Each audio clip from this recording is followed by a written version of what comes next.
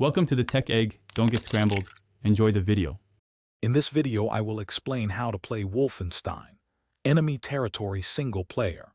While originally designed for team-based online combat, the dedicated community has created excellent ways to enjoy the game solo. You can battle against intelligent bots or explore unique, story-driven modifications. This guide will walk you through the simple steps to transform your game into a compelling single-player adventure, offering many hours of fun and challenge.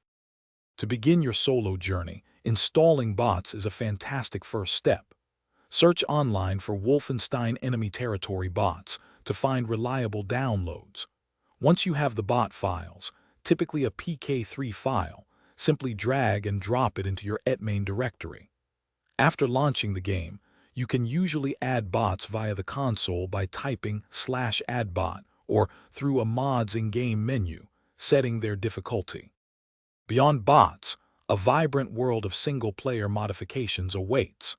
These community-created mods can completely transform your experience, offering new campaigns, custom maps, and even different gameplay mechanics.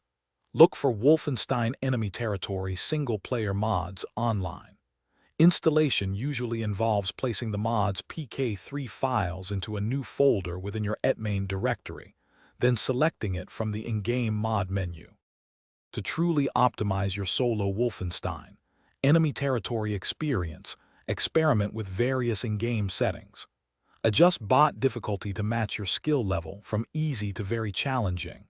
Seek out custom maps built specifically for single-player missions, offering unique objectives. Finally, stay connected with the active Wolfenstein enemy territory community. They are a treasure trove of new content, tips, and ongoing support for solo players. Thanks for watching. Consider subscribing if I helped unscramble your problems.